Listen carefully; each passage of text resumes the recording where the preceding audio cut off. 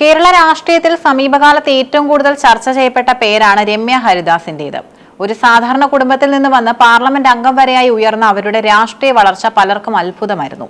എന്നാൽ ഈ വളർച്ചയ്ക്കൊപ്പം തന്നെ രമ്യയെ പിന്തുടർന്നത് അതിരൂക്ഷമായ സൈബർ ആക്രമണങ്ങളും വ്യക്തിഹത്യകളുമാണ്.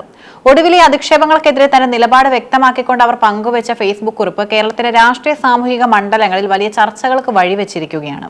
തനിക്കെതിരെ ഉയരുന്ന ശമ്പളം തികയുന്നില്ല എന്ന പരിഹാസത്തിന് മറുപടിയായി തന്റെ ഭൂതകാലത്തെ രമ്യ കുറിപ്പിൽ ഓർമ്മിപ്പിക്കുന്നു.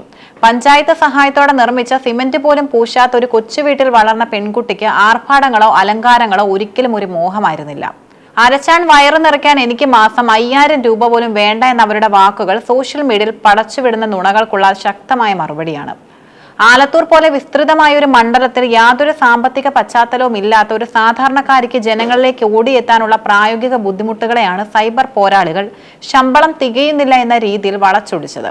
ഒരു ജനപ്രതിനിധി എന്ന നിലയിൽ തന്റെ സത്യസന്ധതയെ ചോദ്യം ചെയ്യുന്നവർക്കെതിരെ തന്റെ ലളിതമായ ജീവിത സാഹചര്യങ്ങൾ തന്നെ അവർ സാക്ഷ്യമായി നിർത്തുന്നു. പാട്ടുപാടി നടന്നു എന്ന പരിഹാസത്തിന് തന്റെ പാർലമെന്ററി പ്രവർത്തനങ്ങളുടെ കണക്കുകൾ നിരത്തിയാണ് രമ്യ മറുപടി നൽകുന്നത്. ഒരു MP എന്ന നിലയിൽ താൻ നടത്തിയ പ്രവർത്തനങ്ങൾ ആർക്കും പരിശോധിക്കാമെന്നും അവർ വെല്ലുവിളിക്കുന്നു. MP വികസന ഫണ്ടുകൾ പൂർണ്ണമായും തന്റെ മണ്ഡലത്തിൽ വിനിയോഗിക്കാൻ സാധിച്ചിട്ടുണ്ട്. പാർലമെന്റ് യോഗങ്ങളിൽ കൃത്യമായി പങ്കെടുക്കുകയും ചർച്ചകളിൽ സജീവമാവുകയും ചെയ്തു. വലിയ ഉന്നത വിദ്യാഭ്യാസ യോഗ്യതകൾ ഇല്ലാതിരുന്നിട്ടും മലയാളികളെ അപമാനിക്കാത്ത രീതിയിൽ ഇംഗ്ലീഷിൽ തന്നെ മണ്ഡലത്തിന്റെ പ്രശ്നങ്ങൾ ലോക്സഭയിൽ അവതരിപ്പിച്ചു. കേന്ദ്ര സർക്കാരിന്റെ ജനദ്രോഹ നയങ്ങൾക്കെതിരെ ശബ്ദമുയർത്തിയതിന് സസ്പെൻഷൻ നടപടികൾ വരെ നേരിടേണ്ടി വന്നു. ഒരു പ്രതിപക്ഷ MP എന്ന നിലയിൽ കേന്ദ്രത്തിലും സംസ്ഥാനത്തും തനിക്ക് അനുകൂലമായ ഭരണകൂടം ഇല്ലാതിരുന്നിട്ടും പരമാവധി വികസന പ്രവർത്തനങ്ങൾ മണ്ഡലത്തിൽ എത്തിക്കാൻ താൻ ശ്രമിച്ചിട്ടുണ്ടെന്നും അവർ അവകാശപ്പെടുന്നു.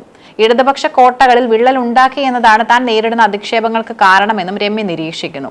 2019 ചരിത്രപരമായ ഭൂരിപക്ഷത്തോടെ ആലത്തൂർ പിടിച്ചെടുത്തത് മുതൽ ഇടതുപക്ഷം തന്നെ ലക്ഷ്യമിടുകയായിരുന്നുവെന്നും അവർ കരുതുന്നുണ്ട്. രാഷ്ട്രീയമായ വിയോജിപ്പുകളെ വ്യക്തിപരമായ അധിക്ഷേപങ്ങളിലേക്ക് മാറ്റുന്ന ശൈലി ജനാധിപത്യത്തിന് ഗുണകരമല്ല.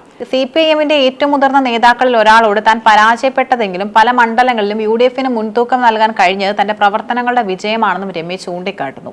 ഭരണയന്ത്രം മുഴുവൻ ഉപയോഗിച്ച് തന്നെ പരാജയപ്പെടുത്താൻ ശ്രമിച്ചപ്പോഴും ജനപിന്തുണ തനിക്ക് ലഭിച്ചുവെന്നും അവർ വിശ്വസിക്കുന്നു. സോഷ്യൽ മീഡിയയിൽ തനിക്കെതിരെ ഉയരുന്ന ആക്ഷേപങ്ങളിൽ ഭൂരിഭാഗവും ഫേക്ക് ഐഡികളിൽ നിന്നാണെന്നും രമ്യ തിരിച്ചറിയുന്നു.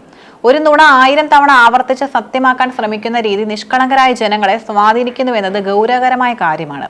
രാഷ്ട്രീയ എതിരാളികളെ വ്യക്തിപരമായി തകർക്കുക എന്ന നയം രമ്യ ഹരിദാസിനെ മാത്രമല്ല UDFിലെ മറ്റ് പ്രമുഖ നേതാക്കളായ രമേശ് ചെന്നിത്തല, VD സതീശൻ, K സുധാകരൻ എന്നിവരും നേരിടുന്നുണ്ടെന്നും അവർ ഓർമ്മിപ്പിക്കുന്നു.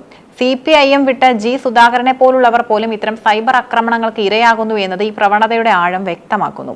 സ്ഥാനമാനങ്ങളോ അധികാരമോഹമോ തന്നെ നയിക്കുന്നില്ലെന്നും രമ്യ അടിവരയിടുന്നു. ബ്ലോക്ക് പഞ്ചായത്ത് പ്രസിഡന്റ് മുതൽ MP വരെയുള്ള സ്ഥാനങ്ങൾ പാർട്ടി നൽകിയത് താൻ ഒരിക്കലും പ്രതീക്ഷിക്കാത്ത ഒന്നായിരുന്നു. വരാനിരിക്കുന്ന തിരഞ്ഞെടുപ്പിൽ താനൊരു നിമിത്തം മാത്രമാണെന്നും UDF മുന്നണിയാണ് മത്സരിക്കുന്നതെന്നും അവർ വ്യക്തമാക്കുന്നു. കേരളം നേരിടുന്ന കടക്കണി, ശബരിമലയുടെ പവിത്രത സംരക്ഷിക്കൽ, തൊഴിലില്ലായ്മ, ലഹരി മാഫിയയുടെ കടന്നുകയറ്റം തുടങ്ങിയ വിഷയങ്ങളാണ് വരാനിരിക്കുന്ന തിരഞ്ഞെടുപ്പിൽ പ്രധാനമെന്നും രമ്യ വിശ്വസിക്കുന്നു. ഇത്തരം ജനകീയ വിഷയങ്ങളിൽ നിന്ന് ശ്രദ്ധ തിരിക്കാനാണ് തന്നെപ്പോലുള്ളവരെ വ്യക്തിഹത്യ ചെയ്യുന്നതെന്ന നിലപാടിലാണവർ.